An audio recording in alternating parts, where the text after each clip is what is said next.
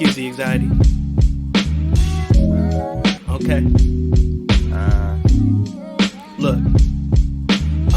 You got me thinking if it was really worth it, putting in all of this effort just to end up less than perfect.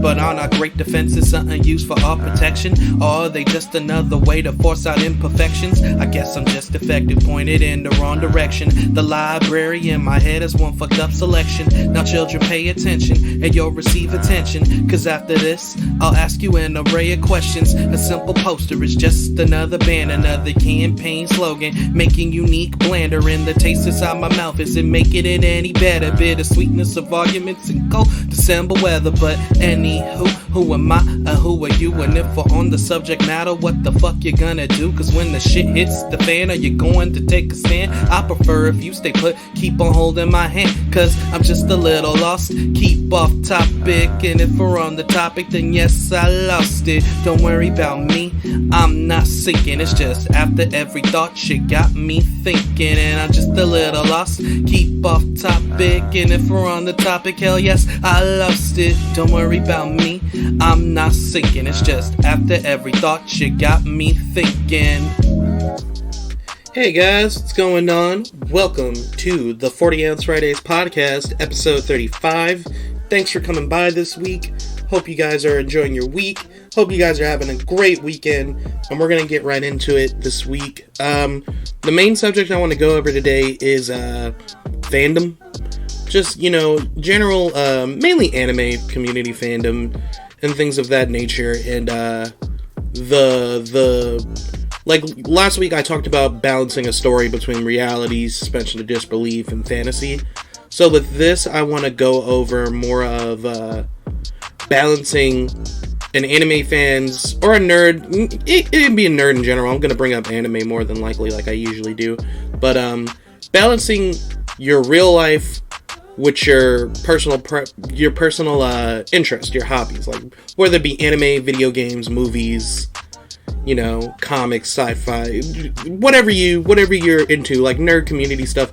Balancing the real with the fantasy in terms of life, and how some people sway too far into the fantasy. I feel like they're so dejected from real life, and it's not everyone. It's not even like a lot of the community I see like this. It's just, a small portion. Just kind of how like the toxic part of the nerd community isn't the biggest part of it. It's just the most vocal. Like every toxic community. The toxic community in general isn't the most populated. It's just the most vocal. And we live in a world where people really like, or not even like, people wouldn't admit that they like it. It's more like people are attracted more to the negative than they are the positive. So that's why I feel like the toxic population of any group or fan base or community is always the loudest. But anywho, we're gonna get right into it. But before we do that, I just want to do some quick news. The Pokemon Sword and Shield new mythical Pokemon was released the day before last week's podcast went up. As I said before, I record these early now because I have to work on Fridays, but it gives me more time to edit, so hopefully everything's been sounding better, and hopefully you've been enjoying the background music too. Let me know about that. But last week I recorded on Wednesday. This week I'm recording right now on a Tuesday. Yeah, because I got Tuesday, Wednesdays off. But anywho, the new Pokemon was released last week on Thursday, and it's called Zarude. It is Zarude. It is a dark grass type Pokemon, and it is the mythical Pokemon. We got a 30-ish second clip of it in like Game and Sword and Shield, and they said more news coming soon. And the movie trailer for the next Pokemon movie, I believe it's called Pokemon Coco or something like that, shows Zarude and like some wild child, like some Tarzan-esque kid being raised in the wild, being there.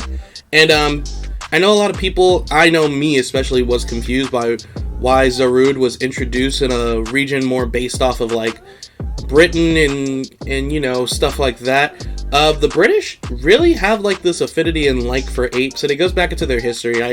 I listened to a few videos, YouTube videos, watched a few YouTube videos from Loxton and Noggin. Go check him out if you haven't. He does a lot of great, like, mainly Pokemon content, but he branches off to other, like, nerdy video game things. Really interesting dude, really smart dude, too.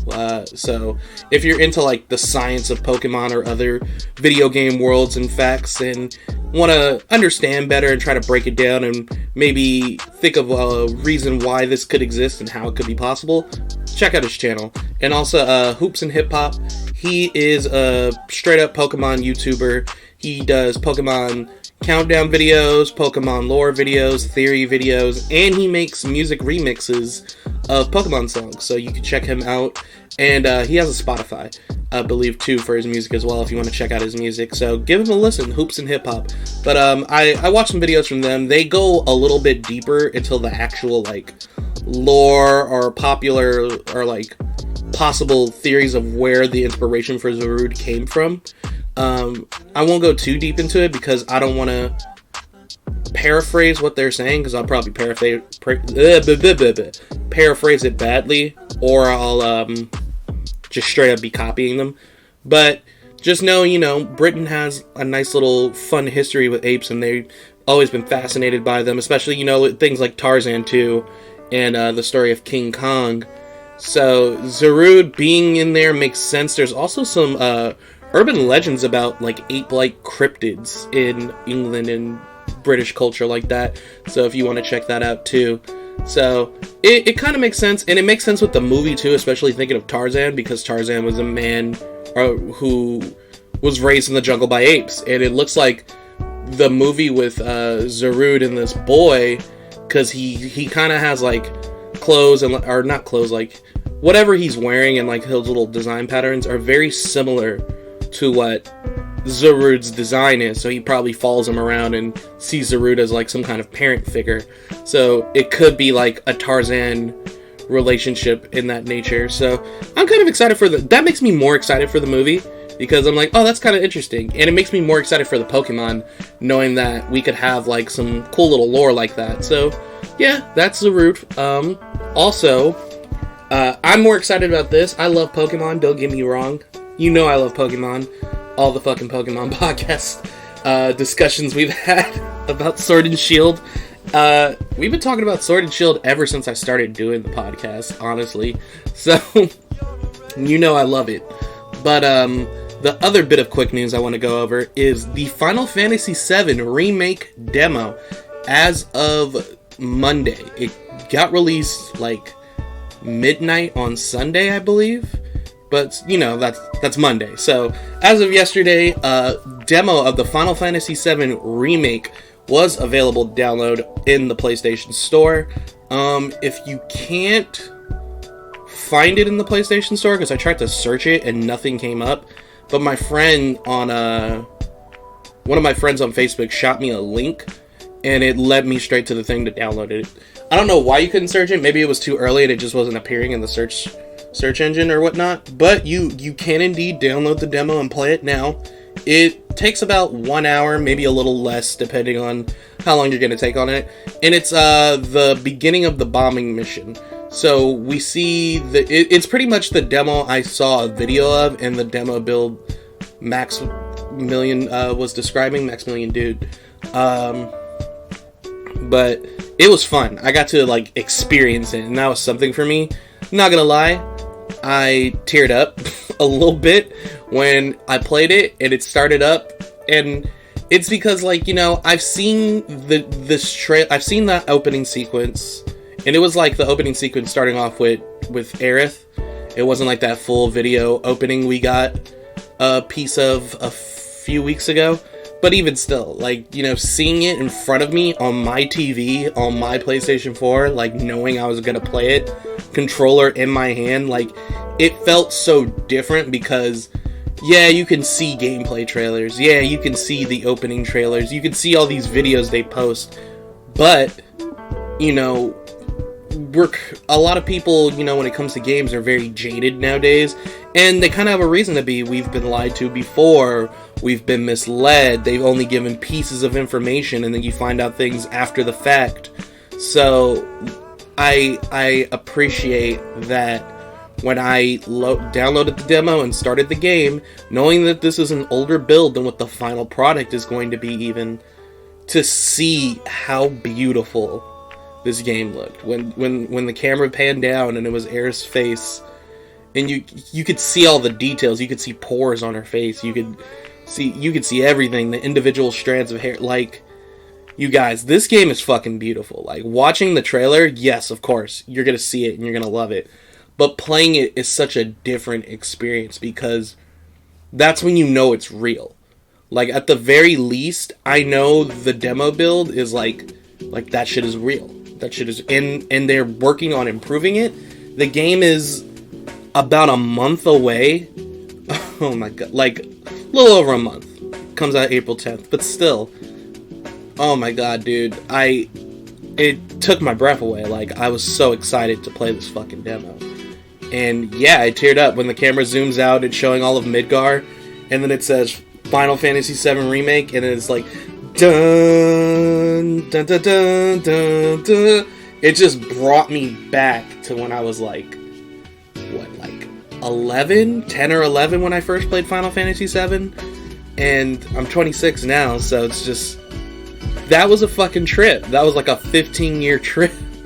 And the thing about it is, I've played Final Fantasy VII a couple of times in my life now. Like, I played it that one time when I was 11 for the first time. Then when I was younger, before I could get to Disc 2, my brother, he was like, I think, if I was 11, I was like 11 or 12, because I think he was like 2. He broke my Disc 1, and I couldn't move on to Disc 2, and that fucking shattered my reality.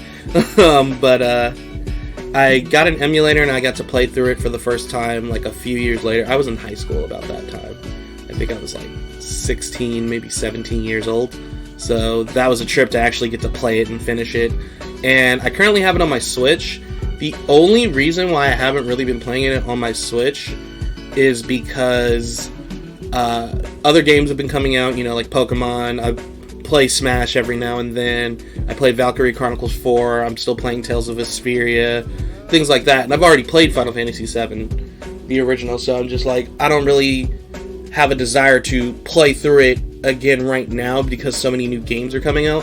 And also, I think while I was playing it, they had announced that, oh, it's coming out 2020. Like, they had announced the official release date of the remake. So I'm just like, dude, fuck, man, I'm just gonna wait for the remake so I can keep that momentum going. But I'll probably hop back on the original. The original is always going to be a classic in my heart, regardless of how good or how bad the remake is.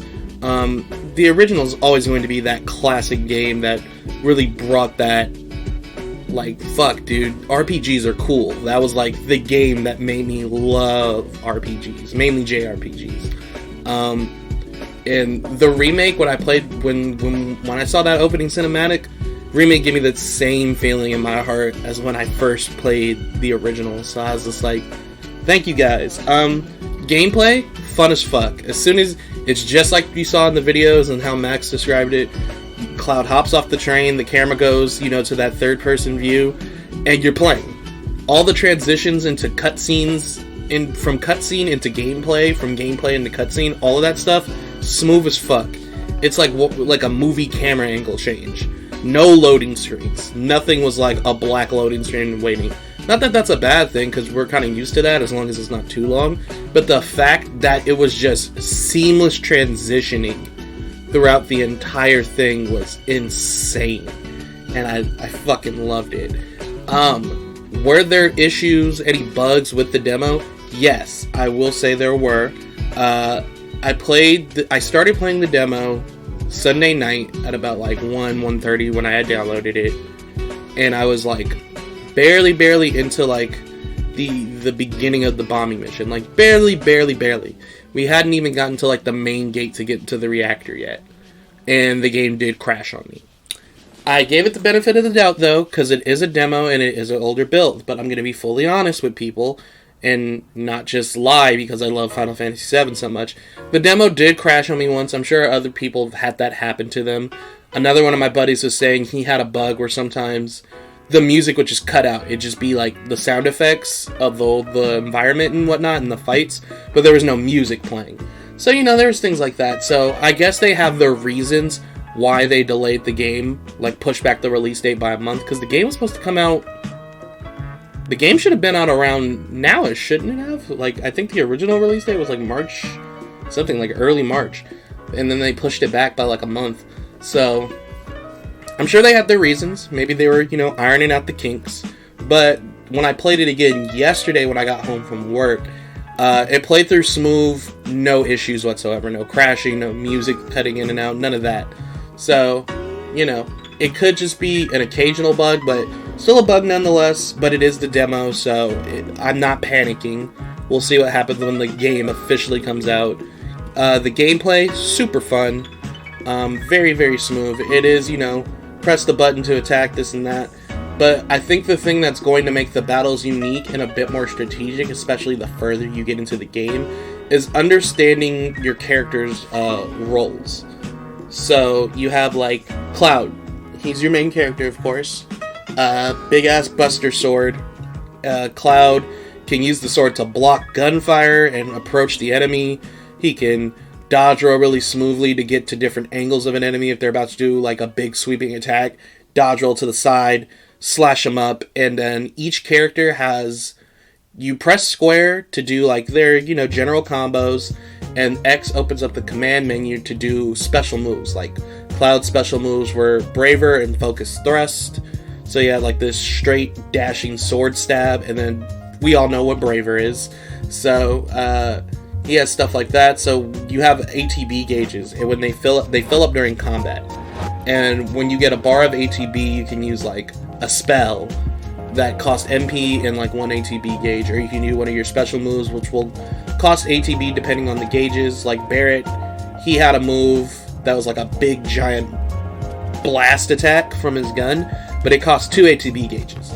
So you use all your ATB to fire up powerful damaging shot, stuff like that. But then you also have the triangle. Also, Barrett can't block, he can only dodge roll.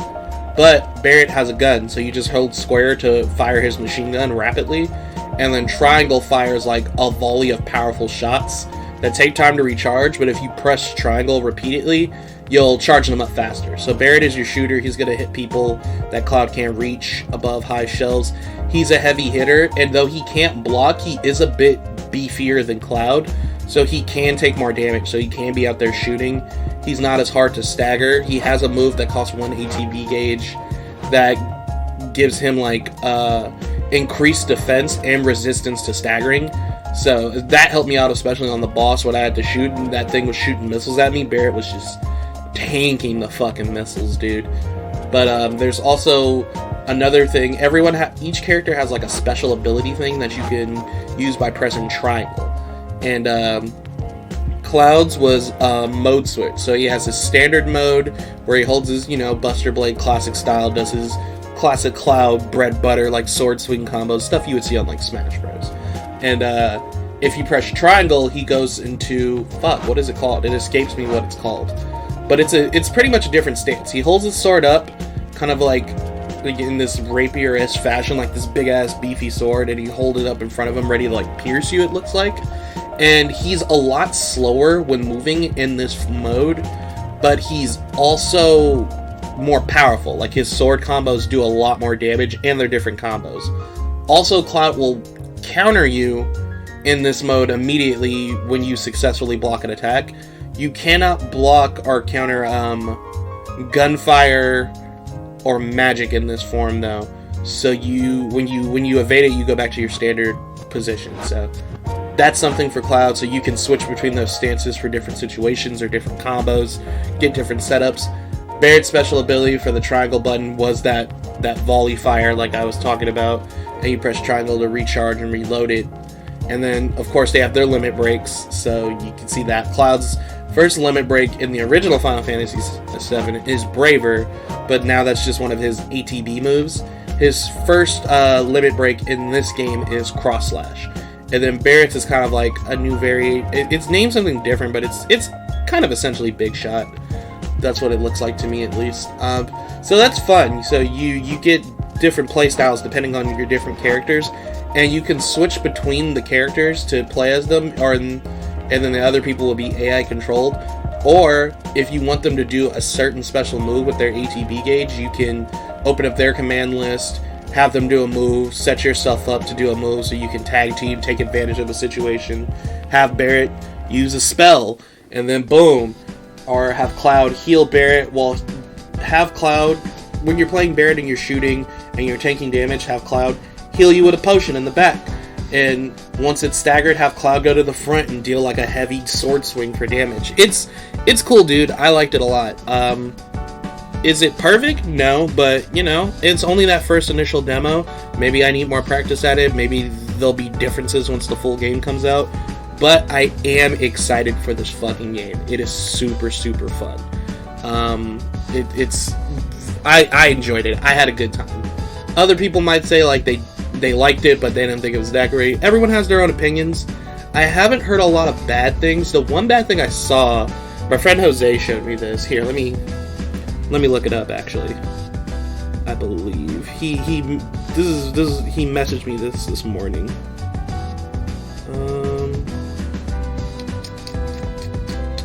Where'd it go? What the hell?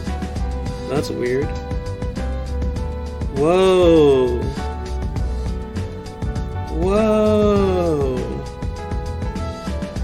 That's... what the fuck? Sorry, I was looking up our conversations on Messenger, and like a bunch of messages are just gone. Like months worth of messages. What the hell? That's so weird. Where did they go? But when I go to look at like the log of photos posted, I can find it. Sorry, that was weird. It was like what we were talking about like an hour and a half ago, and then like nothing, and then messages from like 4 months ago. Or not 4 months ago, like maybe 2 or 3 months ago when I was playing Valkyrie Chronicles. It was weird. What's this guy's name? Chris Kohler? He's a feature editor at Kotaku. Co-host at Good Job Brian. He works at Kotaku. He is a features editor at Kotaku. That was what it was saying in his little Twitter bio. But he said this about the remake. Wow. Did that Final Fantasy VII Remake demo actually send my interest plummeting? I read that wrong. Let me retry that. Wow. Did that Final Fantasy Remake demo actually send my interest plummeting? I have basically zero idea how to play the first boss fight. A million interlocking systems all thrown at you at once. And then he also added on, make sure to attack, but also heal, but also you can't heal, but also use magic, but also you can't use magic, but also make sure to stagger the enemy, but also he has a barrier, but also hide behind debris, but also... And, okay, bro, Chris Kohler, sorry if I'm getting your name wrong. It's not like he's gonna hear this. I have no fucking following. But, that was a very dumb take on the remake. Just due to the fact that, yeah, there's a lot of stuff going on, but the bombing mission is essentially your tutorial mission. It tells you how everything works. He's like, oh, you gotta heal, but you can't heal. Yeah, because you need ATB gauge. It tells you that. It tells you that very early in. As you're fighting, your ATB gauge fills up. When you have a bar of ATB or more, you can go to your command list and use things like your special moves or magic that can heal you. Sometimes, yeah, even items and whatnot, so you're not constantly spamming shit. So yeah, you gotta remember to heal. But it's just like, it's a balancing act, dude. You have to manage your shit. It's not the game's fault that you can't balance this, but also use magic, but you can't because you need ATB gauge and you need MP. It says that. The things he's complaining about, it teaches you through the tutorial. And yeah, it's a lot of stuff when you like cut it back up and look at it on a grander scale. But at the same time, I'm just like, it wasn't that difficult to figure out at all. Like, the whole point of throughout the bombing mission, it was telling you how to play the game. It was like, characters have special moves by pressing triangle. Characters do this by doing this. Characters do such and such by doing such and such. When you have this meter filled, you can do this. It's not a lot to figure out. Especially considering that a lot of the terms are terms already used in Final Fantasy games of the past, just kind of like with a slightly different definition, like with the ATB gauge. I know what an ATB gauge is, but it does something slightly different in the remake.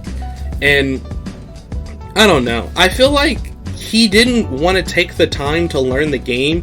He just wanted to start the demo and slice shit up, and that would be it. So I really think that was a poor take, because the demo, I don't want to say it's hand-holdy, because it's not, but that intro mission, the bombing run, you learn the basics. Like, I caught on to it real fucking quick. Because when I was watching, like, the video of the bombing run, I wasn't paying attention to any of that tutorial shit. I was just looking at how pretty it looked. But when I was playing it, I read all that stuff as I was playing. And it's not like, oh yeah, maybe you should read this. It would be like, oh, and it would stop really quick, and it had a brief description of, like, ATB gauges to use, special moves or magic, this and that. It teaches you, like, what did you have an issue with?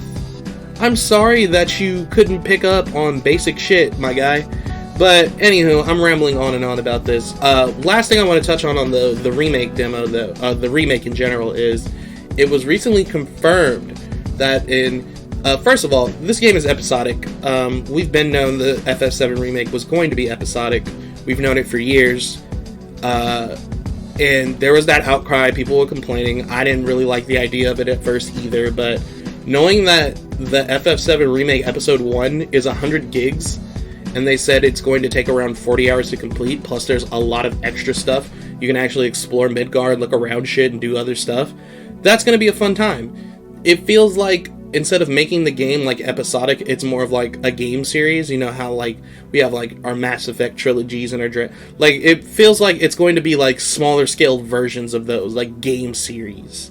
So this is, like, Final Fantasy VII 1, like, you know, Midgar, and then Final Fantasy VII 2 is going to be outside of that, and so on and so forth for how many ever episodes they decide to make it. I think they're going to make it 7 episodes. If episode 1 is only Midgar, they're going to milk that shit. But, anywho, as I was saying, we've been known it's episodic. The outcry and all the complaining about that came and went. And it seemed the more, you know, info and gameplay we got, especially over this last, like, year's worth of time, people seem to not really mind as much because we're being offered so much in this first episode alone, even though it's only Midgar. But it was confirmed that in episode 1 of the remake, RedXIII will not be a playable character. Now, initially, that does sound like some bullshit, right? It's just like, what the fuck? What do you mean RedXIII's not playable? He's in the game. You have a design. You have a render for him. Like, I saw the trailer with him in it. He looks great. Looks fantastic. But you got to think, in the original Final Fantasy VII, you do not meet RedXIII until you go to rescue Aerith in the Shinra building, in the main headquarters. When you reach RedXIII, you get caught up in a boss fight. You can use RedXIII then for that boss fight to help you out.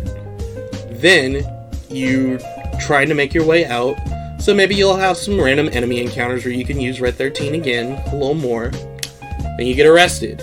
Then you get out. Maybe a few more random encounters. You guys split up. RedXIII, Barret, and Aerith are going down the elevator. You get into another, like, mini boss fight thing. So yeah, you can use RedXIII again. You make your escape. You're playing as Cloud on the motorcycle. There's one last boss fight on the bridge.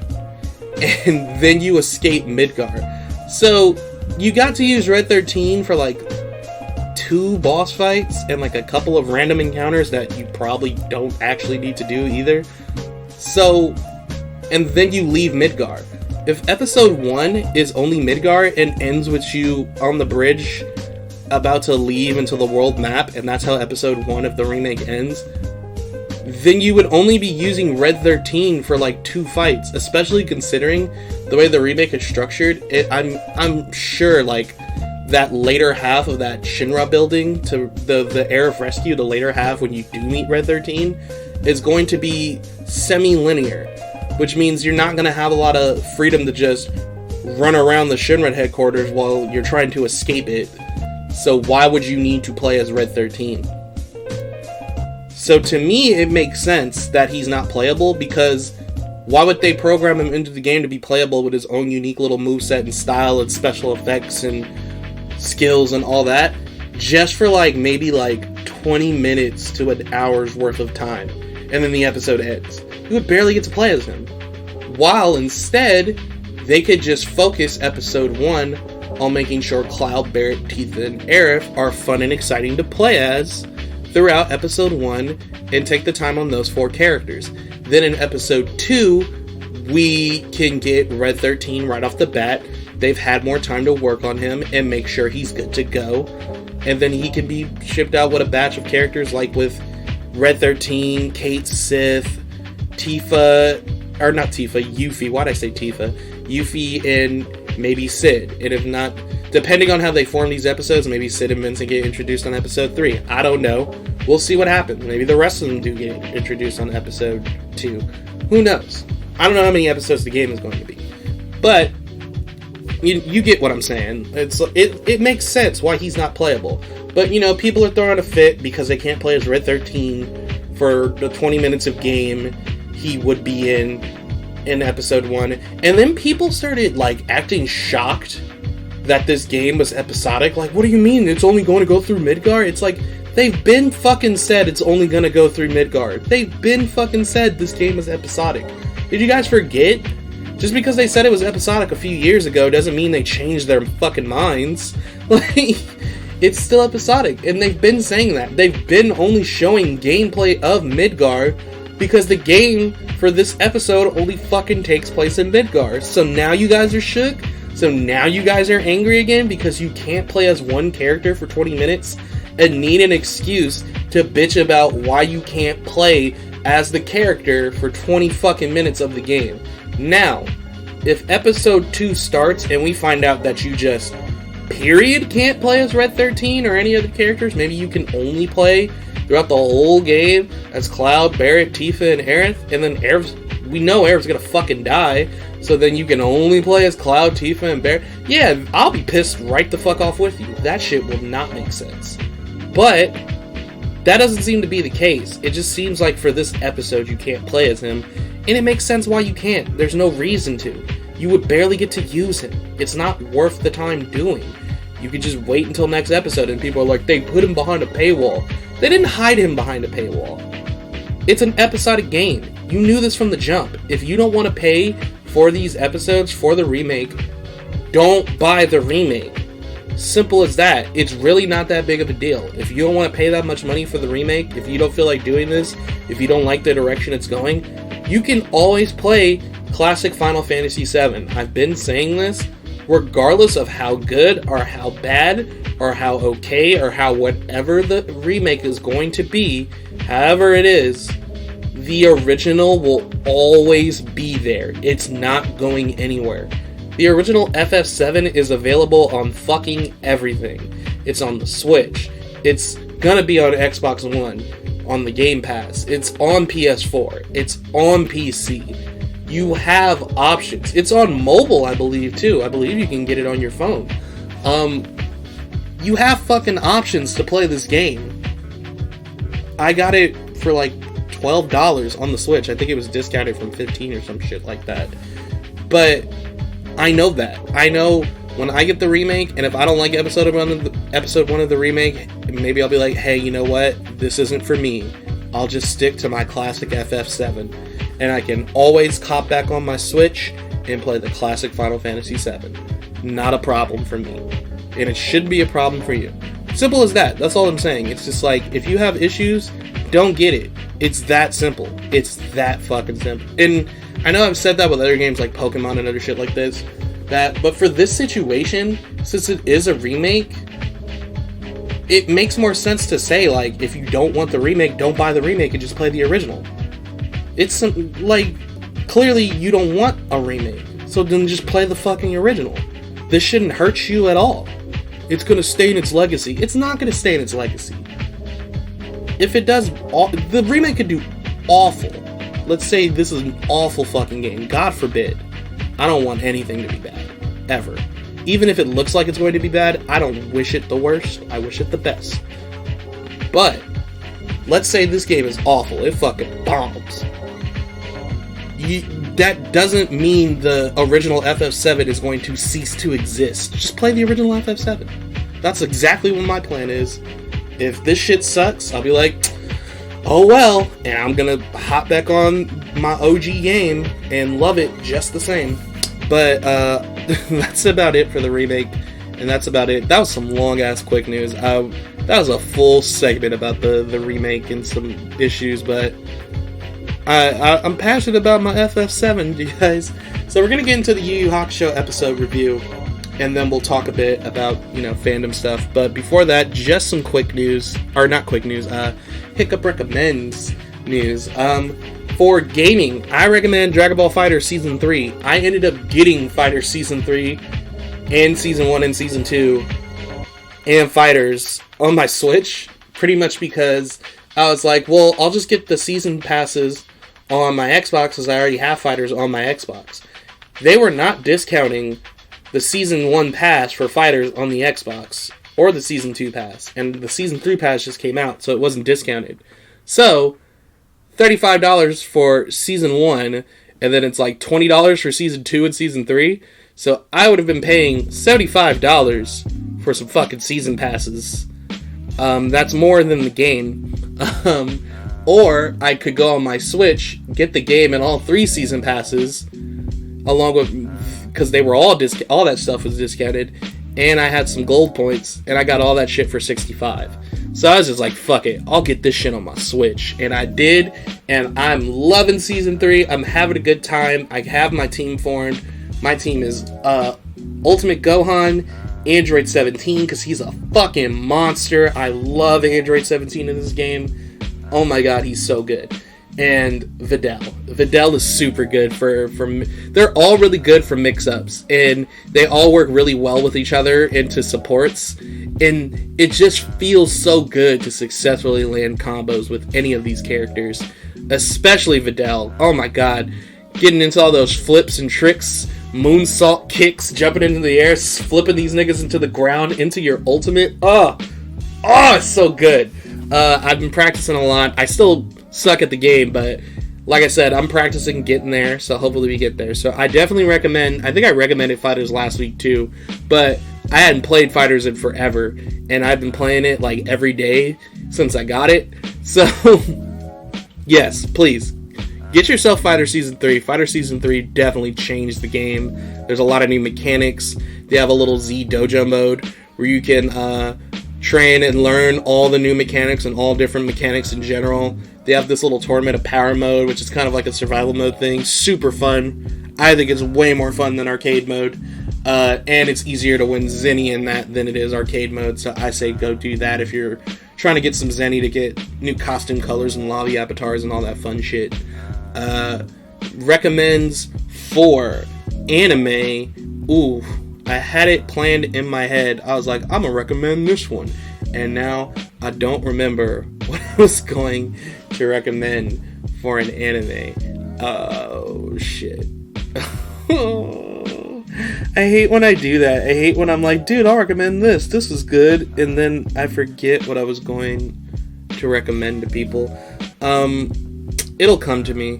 It'll come to me probably later in the podcast. I forgot all my recommends. I need to write. I always remember all my topics, and then like the recommend stuff, I always just space out on. I don't know why I do that, but I always space out on it. Anywho, I don't want to dwell on it too long. Dwell on it too long. Let's just move into the Yu Yu Hakusho segment. It'll probably hit me in the middle of talking, and I'll be like, oh, this, duh. But. Anywho,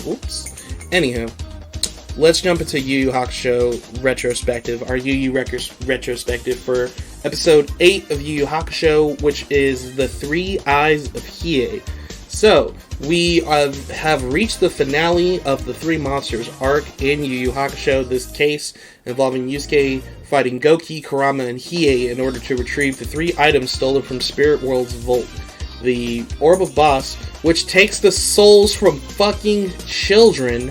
I always have to bring that shit up, because that is awful. The Forlorn Hope, which grants the user's truest desire on the night of a full moon, in exchange for life, but we managed to get around that one. Yay, Yusuke. And now we have reached trying to reclaim the Sword of Darkness, which turns a demon into anything it cuts. So for this episode, we have reached a big climactic fight. Goki was kind of like the initial appetizer, and Kurama was a breather from the action, but now Hiei is out for blood, and he's not out to do it fair. He wants to do it his way, get this shit done.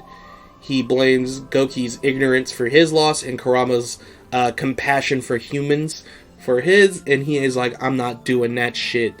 So, Yusuke's at school as usual, ditching class, and Botan shows up, dressed in a school uniform, so she could sneak into his school. Anywho, they're discussing things as they try to look for Hiei. Keiko shows up, and then we kind of have like this weird jealousy thing going on with Keiko. It goes away eventually. It's something that kind of just fades off, but it is something that emphasizes the fact that these two definitely like each other, even though they don't admit it. Like each other more than just friendship, of course. But Keiko's wondering who Botan is, and then Botan starts talking about all this spirit world stuff, and Yusuke immediately shuts her up, saying he doesn't want Keiko involved with any of this, so he hasn't told her a thing.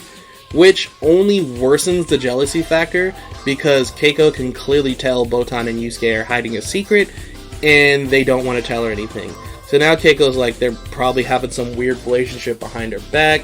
Yusuke tries to, fix things, but Yusuke's not good with the ladies, it seems, so it only goes even worse. And he's like, well, me and Botan got something to do later. And she's like, oh, I'm sure you guys do. So, as usual, Yusuke is in the doghouse with Keiko.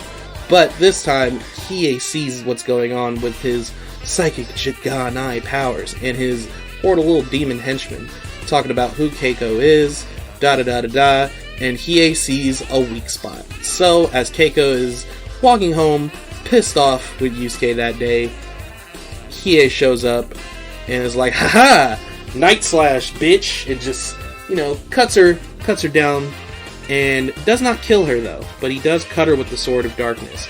So that's going to lead into some problems later. So, Yusuke then gets a little reading on his, Demon Tool Spirit Detective Tool number 3, the Demon Compass. This compass hones in on demon spirit energy and points in a direction where it is. So if you're leaving a trail of energy, Yusuke can follow it using the compass, since he's not as spiritually aware as he will be later on. Like, he knows about spirits and demons, has spirit energy, can see demons. He's not good at sensing it because he's not very well trained. So they follow it down, and Botan's going with him.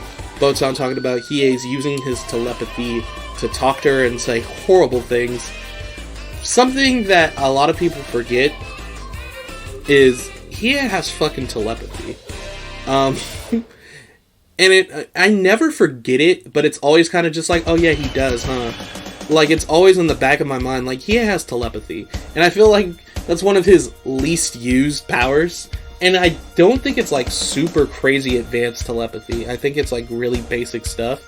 Because there's some things Hiei should have known about enemies they fight, and he doesn't. And you would think he could because he has telepathy. Like who the beautiful Suzuki was when he was disguised as the old man back during the Dark Tournament. You think he could just read their minds and be like, oh, I know what's going on. I know the secret, what they're doing. But he doesn't. Maybe you could argue that he didn't care, or that he didn't think anything deeper was going on. But I just feel like that would have been a nice little tidbit. Also, at the Gate of Betrayal during the for Saint Beast arc. That demon eye, you think it would read, Hiei could read its mind and figure out the gated betrayal trick, or how like the demon was trying to trick Hiei into flipping the switch so that boulder could crush him, but instead he tricked the thing into saying it. So I think his telepathy is very like base level. So with weaker characters like, you know, Botan, or humans like Keiko and such, he can easily read their minds. But for other characters, let's say, you know, like Yusuke, higher level demons, and I would even argue Kuwabara, because Kuwabara, though, is weaker than Hiei, of course. Kuwabara is the most spiritually aware character on the team. So it's probably harder to read people's minds of that nature. That's my headcanon. That was just my aside, my headcanon, my thoughts about Hiei's telepathy. Don't take that as fact. That's just me interpreting something.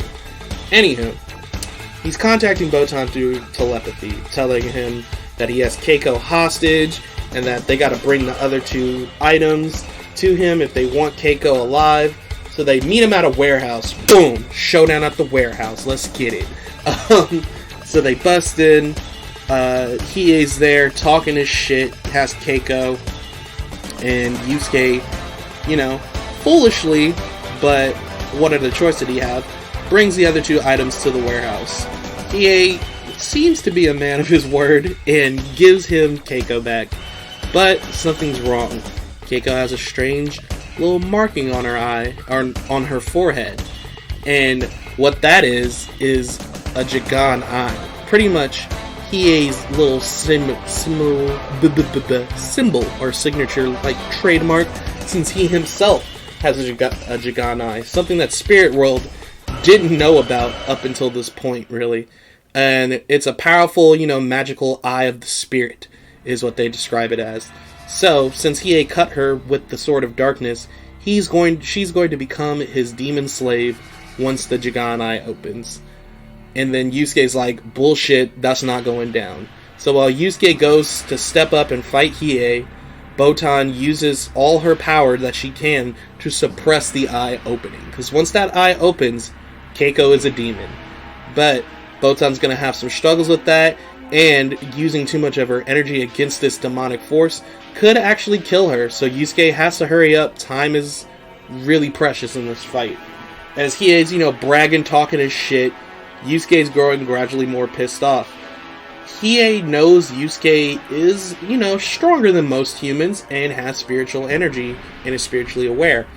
But he doesn't see Yusuke as a threat. And that was a mistake. Because as Hiei's talking this mess, Yusuke jumps up, lays a nice hard punch on him, and Hiei kind of is taken off guard. He's like, oh, so, you know, when your friends are in danger, your spirit energy increases. That's when your real strength shows. Like any, you know, classic shonen protagonist. My friends are my power, nigga. So, Hiei's like, alright, I guess I'll take you a little more seriously. And the fight technically begins. Hiei starts, you know, jumping around, doing his little teleporting moves, because that's how fast he is. And he's talking more and more shit. He's just like, kind of hard to follow me, isn't it, detective? You can't catch me. You can't do this. Yusuke turns, finds him, knocks another hard punch on him. This time, even harder than the first one. Now Hiei's mad, because it's kind of like a fool me once, shame on you, fool me twice, shame on me thing. So, Hiei, I don't think would admit it, but I feel like he was a little embarrassed that Yusuke punched him that second time. That first time he was like, alright, I see you. But that second time, he caught Hiei slipping. So, things start to heat up during this fight. It looks like Yusuke can keep up with Hiei's speed. Looks like Yusuke can actually land some punches on Hiei and deal some damage. But that isn't actually the case. That's not really what's going down. Hiei finally starts taking this fight truly seriously, throwing off his cloak and revealing his true demon form. Skin turns green, he gets hair like Wolverine, and he gets eyes all over his body. He's like a mix between Tien, Wolverine, a goblin, and the Thousand Eyes Restrict from Yu-Gi-Oh! That's all the shit he reminded me of when he goes into this demon form. This is the only time in the entire series Hiei takes this form. The only other times we see Hiei in his true demon form are in the Yu Yu Hakusho movie Poltergeist Report, which is not canon, it's just this movie where Hiei takes his demon form and shoots like 2 Dragon of the Darkness flames out at the same time. It's pretty fucking wild. And in kind of like dramatic scenes of like where King Enma is fucking scared that if Yusuke, Kurama, and Hiei remain in the world of the living, they could cause some real damage because Yusuke's S-class and Hiei and Kurama are very high A-class, getting near S-class, and training under Raizen Makoro and Yomi could prove disastrous to them. And it shows Yusuke in his demon form with his long hair and the markings of Raizen, shows Kurama in his Yoko form, and it shows Hiei in his original demon form with the green skin and eyes. But, despite that, in the actual, like, series, Hiei never uses that form again. And I think it's because it's unnecessary, because I feel like the Jigan Eye is the reason why he has that demonic form. Because later, it's probably just, a retcon, but the Jigan Eye was implanted. Well, they say the Jigan Eye was implanted in him. But even then, that's still later on, like, after Hiei, like, joins the team. So it might be kind of a retcon. Like, originally, when Hiei was meant to be a one-off villain, that was his true form, and his Jigan Eye is an actual natural thing. But when Togashi decided to make him a member of the team and, like, a main character, maybe he changed it up and was like, it was implanted for this reason. But, anywho, he takes his true demon form and uses the Jigan Tai Curse, a psychic binding that wraps, like, this red energy around Yusuke and completely paralyzes him. And Hiei starts, beating this nigga up, talking more shit. Botan can barely hold back Keiko's demon eye. Her hand's starting to get bruised and burned from it. And it looks like all hope is lost and our spirit detective has failed. But as Hiei is about to land a finishing blow talking more shit, Hiei talks a lot of shit when he has the advantage in a fight. Especially in this fight, but, that's Hiei for you. Strong silent type until it's time to whoop that ass. He's like, look, I'll give you a choice. I can kill you here, or turn you into a demon under my control. And Hiei's like, what's that? You want me to decide? I'm like, yo, Hiei is a shit talker, bro. So, he goes for the killing blow, and Kurama suddenly appears. He pulls up to the warehouse, takes the sword blow, and both Hiei and Yusuke are shocked to see him show up. And Hiei's just like, dude, you're fucking crazy.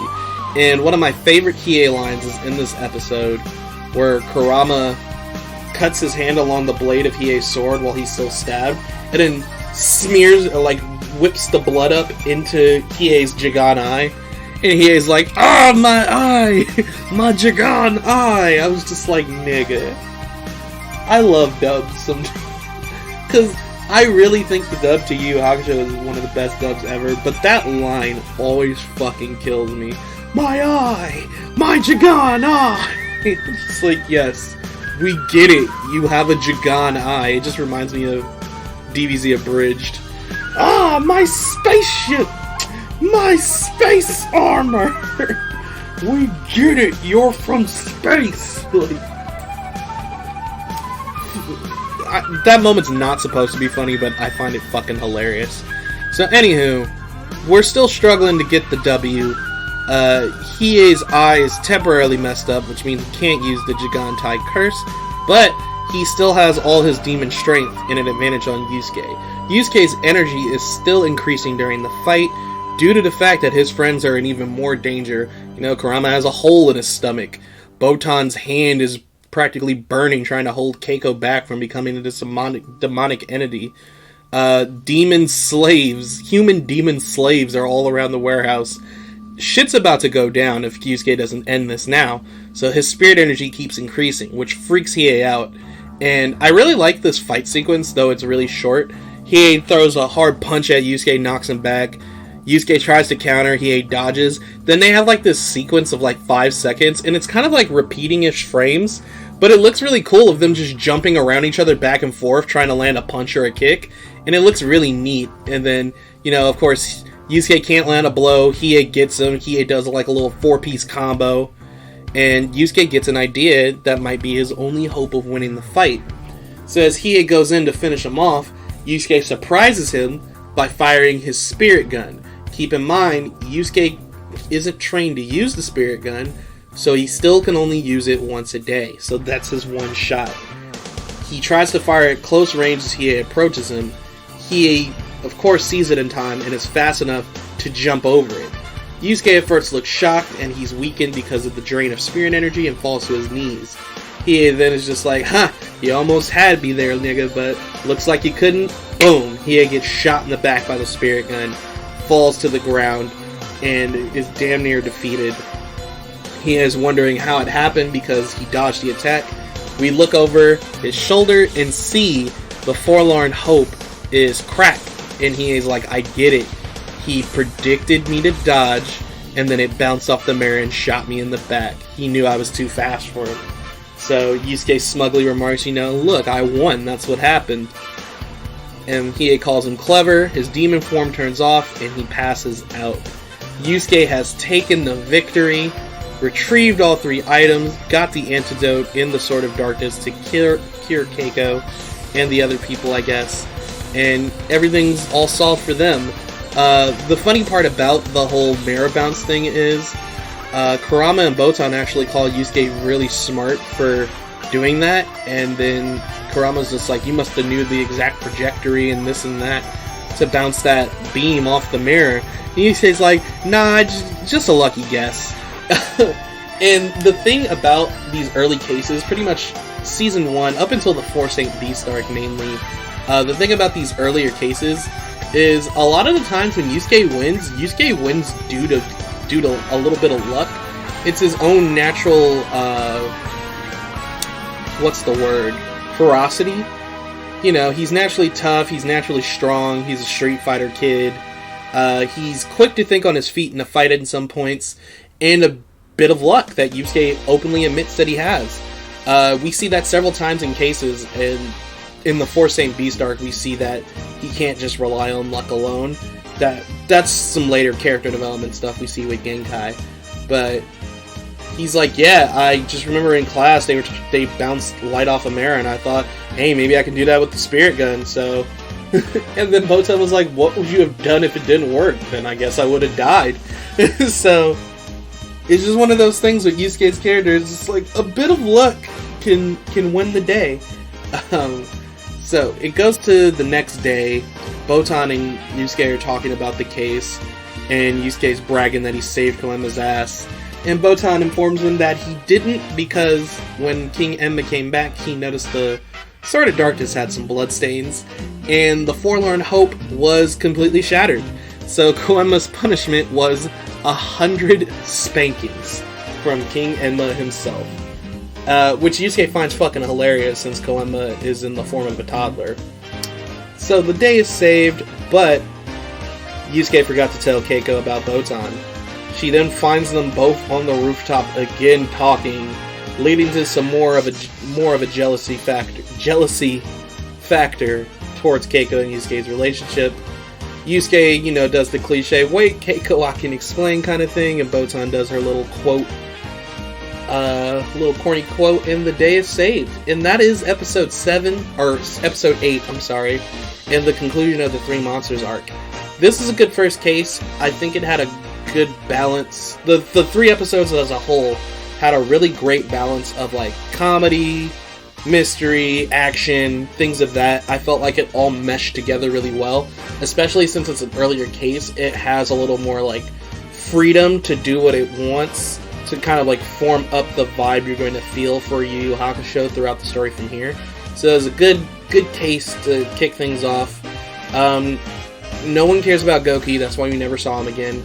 Kurama's awesome, so can't wait for the 4 Saint Beast. And due to popular demand by people liking Hiei, Togashi makes Hiei a main character. We see him again alongside Kurama during the 4 Saint Beast arc.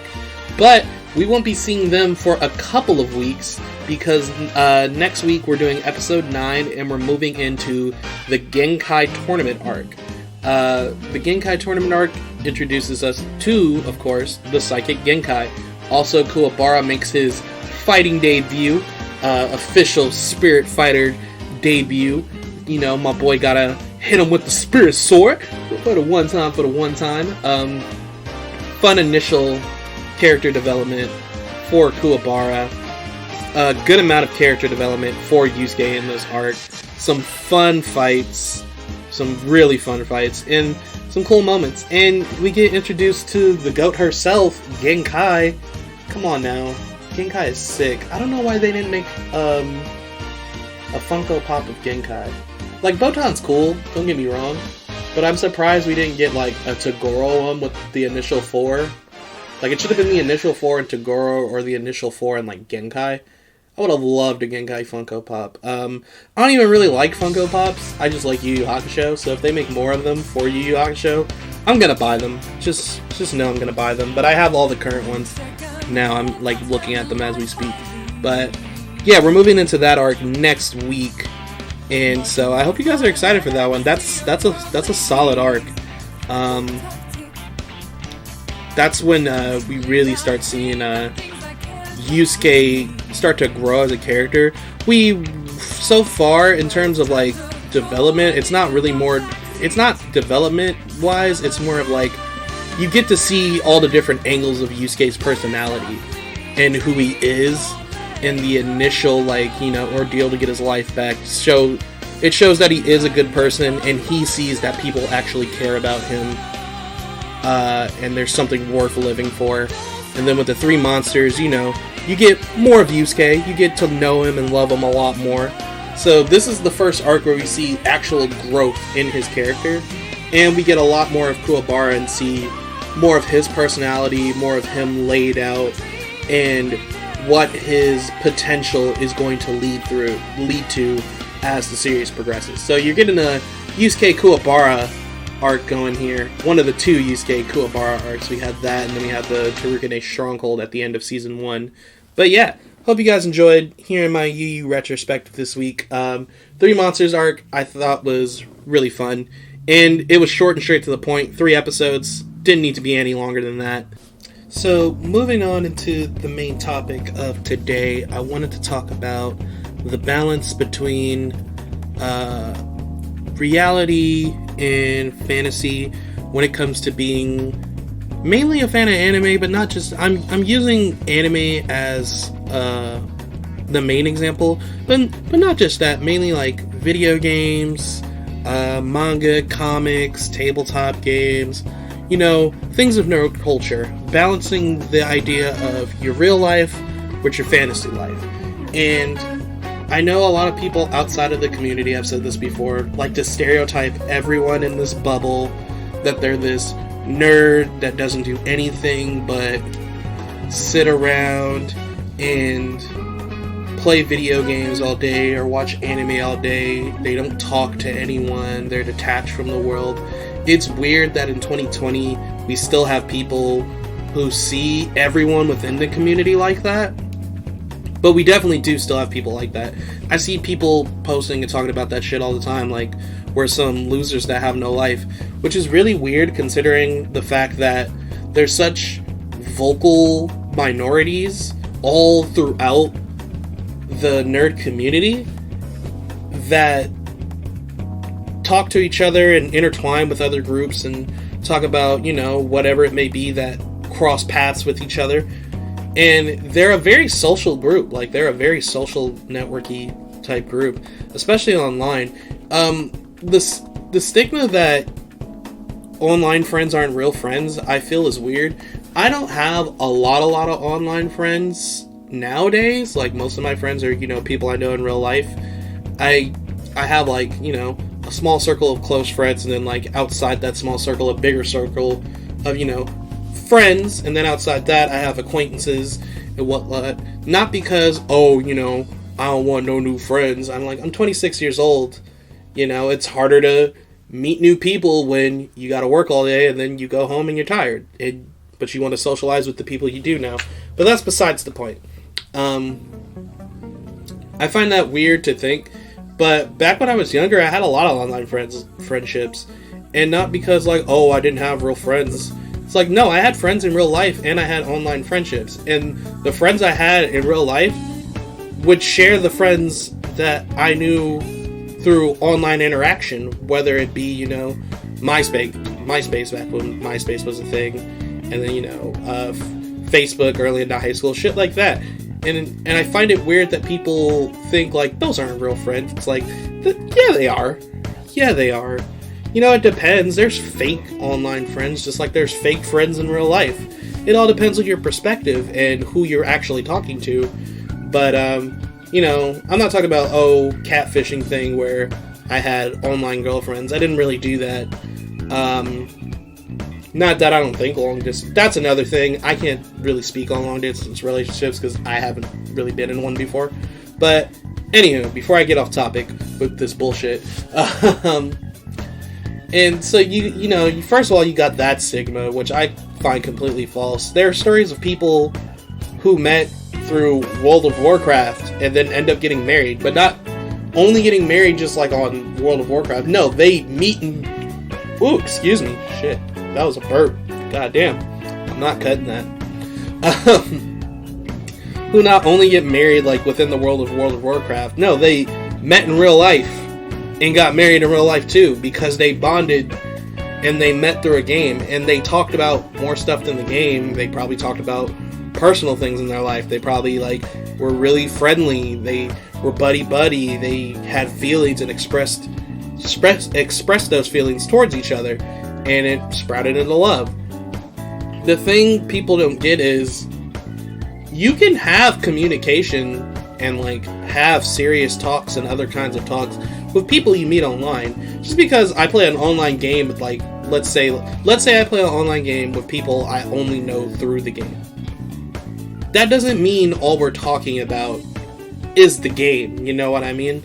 We could be talking about personal life. It's just like, yo, dude, how was your day? What you end up doing today? Such and such and this and that. And even friends you know in real life, let's say, like, there's a long period of time back when I was working a different job, when I worked at a flame broiler,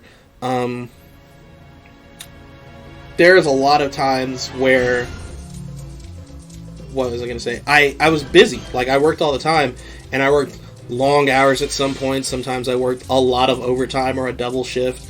And, you know, at the end of the day, or I'd work closing, so I'd get off at like 11 o'clock. There's, you know, those days where you're just tired. You don't want to go hang out. You want to go home. You want to lay down and relax. Or you want to, you know, you don't exactly really want to be on your feet, but you're not too tired to sleep, so maybe you hop on a game or something.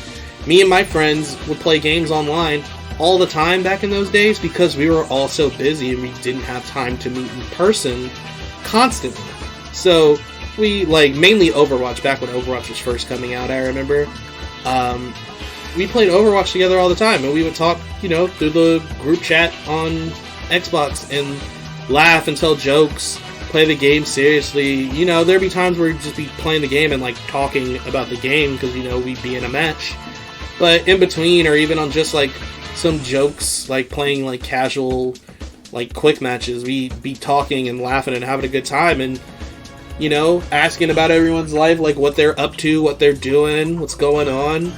You can have that connection, like, it's not limited to real life. Like, sure, there should be a level of reality to factor in, but we live in such, like, this crazy technology-based age that it's not so far-fetched to have friendships and relationships with people that you don't necessarily know in real life.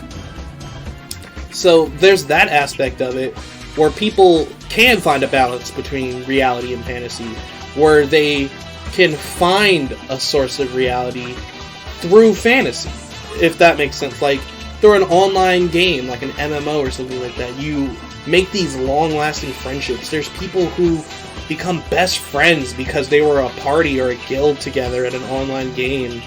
And you see these crazy stories that these emotional stories that these guys are closer, and these guys are a closer group of friends by knowing each other online than people who know each other in real life. And there's always, like, fake people, of course, because there's fake people online, there's fake people in real life, as I already said. So I just want to get that aspect of it, lay it out on the table, and get it out of the way, because there's also, people who do take the fantasy too far within the community.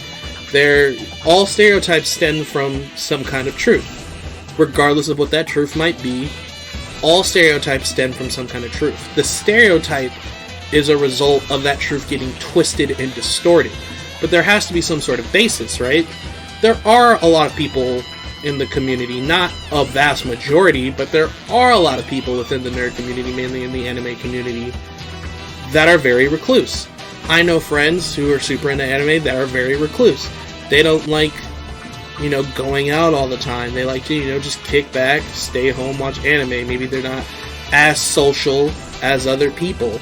And maybe inherently it's not a bad thing, but yeah, like, they could go out more, maybe they could do this.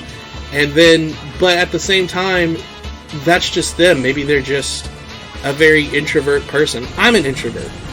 I like hanging out with people, and I can get social, but it depends on how well I know you. Like with my close friends, I'm really social, I'm really friendly, and I'm down to hang out and kick it, but I'm more of an introvert when it comes to public settings. Like, I don't really like going to the club. I'm not a club guy. I don't really like going out to theme parks too many times within a year. You know what I mean? Like, I don't like being around a bunch of people all the time. Not because, I'm awkward. It's more because I don't know you people. Like, I don't know any of you. Like, and sometimes I just don't want to be bothered with it. But I'm down to hang out and be social. Like, if we go to a bar. Like, a bar is like, more chill than a club for me. So I can stand a bar. Like, I can sit at the bar of a bar, have a couple drinks with some buddies, laugh, have a good time, talk, head home. Or go to a friend's house and kick it. I have a good friend that I hang out with all the time at his house. We hang out, sit on the couch, have some drinks, watch anime, play games, just talk about life, catch up with each other every now and then, because it's harder to get in contact. Like, he's one of my best friends, but I'll see him a few times a week. I got another good friend who lives up the street from me. One of my best friends too, one of the people I grew up with. Hard to see him now and then because we're always so busy, but when we do, we always catch up, and it's usually those times, usually when it's friends that I haven't seen in a while, I'll go out to like a restaurant or something. But I understand the idea of being an introvert, and not the fact that like, I'm wrapped up in a fantasy world. It's more of like, I just really don't like going out much like that. I'm down to hang out, but do we really have to go to a public setting? Just because you don't want to be bothered with it, Like, there's too many people out. Random people will try to spark a conversation with you. A lot of the people I meet are through other friends, and vice versa with some of my friends. So that's kind of how my friend group grows. So eventually you can network out there like that. So then there's that aspect. And then the third aspect is like, where the stereotype truly comes from. There are those people who are completely absorbed into a world of fantasy. And a lot of people might say, that kind of stuff doesn't exist. It does exist. It does exist. To a much smaller extent than people think. Like, people probably think like 60-70% of the anime community is like that. Just a bunch of nerds who wish they could live in the anime world and wish their waifu would exist and be theirs, and they're not into real girls. They like the 2D. Like, they probably think the majority of us are like that. I'd say like a solid 15%. And that's me being generous. I personally think maybe like 10% of the anime community is really like that. But people like I was saying earlier at the beginning of the podcast, people like to point out the negative more than the positive, because the negative is usually something that stands out a lot more than the positive. So it's easier to call out, and it's easier to see, and it's more interesting. So that small population is something you can point out and call out, and then they base that on the entire group as a whole. Like, we're a bunch of fucking apples, and then one bad apple spoiled the entire batch. And some people might be like, well, you're making it seem bad to be absorbed in the anime world. Personally, I think it is bad to be absorbed into the anime world to that degree. To just be like, fuck everyone, fuck all people. I wish I lived in this anime world with these characters in this all day. Fuck reality. I feel like that's unhealthy, and you're using anime as like some kind of weird coping mechanism to get around personal problems in life. And don't get me wrong, using anime to, you know, take your mind or take the edge off of real life every now and then is fine. That's what I do. I'll watch anime or play a game, you know, to relax at the end of a long day. But to do it every day, 24/7, is something to be concerned about. And the reason why I bring this up is because there's so many people in the community that are like, either saying that's not something real that happens within the community, which is false, it definitely does, but like I said, a small population, or even though they know it happens, they don't find it to be a big deal. And I find that to be really dangerous for certain people, because sometimes people will take that shit too far. Like, I've had conversations with people who are so obsessed with the anime world that it's like they don't know what's going on in the real world, like, at all. They know nothing about real life. And that's what leads to, like, the type of people who never move out of their parents' house. This is me coming from a dude who still lives with his mom. But, you know, I'm working on trying to move and find a place. The main thing I would need is a roommate.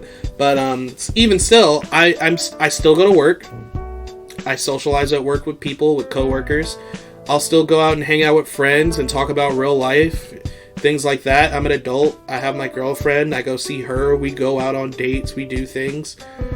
And I'm working on my personal work, like the podcast and writing. And even though writing involves a fictional story, it's still something I want to pursue as a career. And I'm trying to slowly get back into music as well. So, you know, I try to balance a lot of things in my life. And then anime and video games are more of a hobby to me. It's something I do at the end of the day. It's something, it's just like, okay, here's what I can do for the last couple hours of my day before I go to sleep. Which is why I stay up so late, because I end up playing games and watching anime really late at night because I'm busy throughout the day. That's my fault. I need more sleep. Probably not going to happen anytime soon, but it should. And you gotta have, like, a balance, dude. These are hobbies. This is something to indulge yourself in now and then. You know, it shouldn't be your lifestyle. Unless you work within the anime community. I can see you being more absorbed in the anime if you work in that field. Like, let's say you're a voice actor, or you work for a dubbing company of some sort, or production company, or you're making your own anime, or you know what I mean, like things of that nature. I can see you being more into that world because it's your work. So of course you're naturally going to be more involved in that. It's like the difference between a football fan and a football coach. Like if I talk to a professional football coach and he's talking about football like most of the time, that makes more sense to me in my head, because that's his job, so he's more zoned in and focused on it. Whereas with a football fan, like, yeah, of course they're going to talk about football. They're a big fan of football. No shit.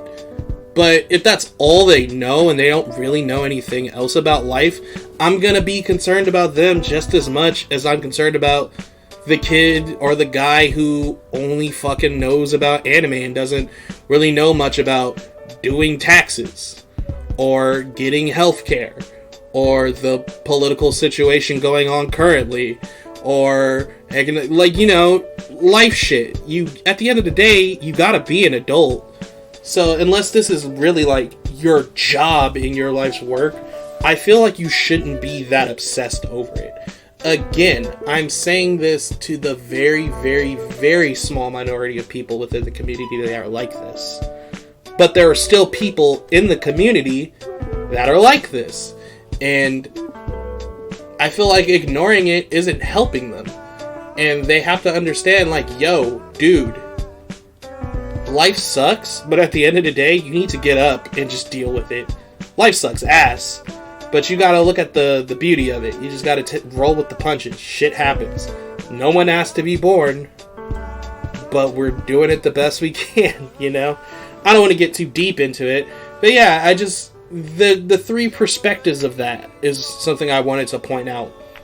There's the idea of, you know, people that can balance it and that are just more reclusive, more introvert, like myself. I work, I hang out with friends, I have a girlfriend, I write, I do the podcast, but I do really love anime, and I do really love video games, and I do really love manga. But I know at the end of the day that's a hobby. Once, if, you know, hopefully, if the writing career takes off and the comic book is successful and does stuff, maybe I'll be more into anime, manga, and more obsessive over it and talk about it a lot more than I already do. But at least then it's like, well, I'm getting paid to do stuff of that nature. So it makes a little more sense. I always try to well-round myself with information because I'm trying to be adjusted to life in society. I'm an adult. Like, you know, you got adult shit you gotta do and handle. So you got people like that. You have people who are a little more obsessive over it that do fit the narrative of that stereotype, that do kind of need to focus on real life a little more. And I know some people feel really defensive about this subject because they feel personally attacked or called out, but that just means that deep down, you know, you're a little too obsessive over this stuff and you need to break out of that shell. So just break out of that shell, dude. People are gonna, I'm not a lot of people, I'm sure, but people, if I tell this to people in real life, some people would probably get a little defensive and say, you're just being an asshole, that's just a stereotype. I'm like, but this shit is real, man. That shit is real. There's people, like, really that detached to life that are just like, who the fuck cares about, you know, the presidential elections or shit like that, because I'd rather just, you know, focus on playing it. And it sounds like I'm thrashing on the community a little bit and just talking bullshit and stereotyping them, but there's people like that, and regardless of how small the population of those people are, you gotta call them out on their bullshit. Just like how I call out the toxicity amongst the anime and manga and gaming communities, because those are just vocal minorities, but they still need their shit to be called out. Just because they're a small population, that's not the whole, doesn't mean they shouldn't shut the fuck up, if that makes sense, you know? It's like, if I feel like you need to be quiet or you need your ass checked, I'm gonna fucking check you. Doesn't matter who you are or what group you're in or how small the group is. And that's just how I feel about it. And I probably would like to go on in more detail on these topics, but about to, you know, I'm running a little lower on time, so I might just have to cut it just about here. I'm thinking we might start, I'm gonna try to, the thing I need to focus on, I think, is making the quick news quicker, because I spent like 30 minutes on the quick news. I think the Yu Yu Hakusho review times are fine. I think that, you know, 20-30 minutes is a good amount of time to talk about the episode of Yu Yu Hakusho I'm talking about. But I think for the quick news, we need to shorten them out. I want to try to make them like no more than 15 minutes for quick news, and then that way, if the Yu Yu Hakusho review is like 30 minutes, then we have like another good like half an hour to 40 minutes to talk about the main topics, because right now I only had 20 minutes. So I wish I had a little more time. I think that's because Podbean only lets you record like an hour and a half. I'm not sure if that's just because I was recording directly off the app of Podbean when I was doing it before on my phone, because before I would record the podcast directly from the app, you could record your audio directly on the app, and it said max 90 minutes. So I don't know if I upload an audio file outside of Podbean like I do now that I have my laptop. I don't know if it'll let me upload more than 90 minutes of audio. I'll have to test it. I'll have to test it eventually. Maybe I'll test it when I upload it. I'll add like extra music when I'm done talking that goes past an hour and a half. And if it lets me upload it, then I know that I can do that, and then that way, we won't have to keep cutting the podcast short on certain stuff, especially in the main topics. I feel like the one thing, I like this new structure. I kind of like having a structure of how the podcast episodes are going to go, because it gives me time to think about what I'm going to be talking about. Like, what are we talking about for quick news? We're going to watch the Yu Hakusho episode, talk about a review for it. Then we're going to have the main topic. But I feel like I keep going on and on too much about certain things that when we get to the main topic, we don't have enough time for it. So I'll try to look into that, see if I can upload more than 90 minutes of audio. If I can, then cool. Even if I do talk too long on certain points, it's all good, because I know I can keep going into the main topic. And if you guys are down for a longer podcast, longer than hour and a half, let me know, and I'll look into it and see if that works. If not, then I'll just work on making the quick news shorter. The quick news does need to be shorter, though. 30 minutes is a long fucking time. So I'll try to make sure to focus on chopping it down to 15 minutes. Maybe have a bullet point list set up, because I have a little script of notes set up for what I'm going to be talking about throughout the day. But sometimes I forget to add stuff. Like today, I forgot about most of my recommend shit. So maybe I'll just do that, make a more structured bullet list of the script for the podcast episodes. That way we can better form that out, better plan that out. But let me know what you guys have been thinking. This is the third episode of the podcast where we've been using our new setup with the mic and the background music.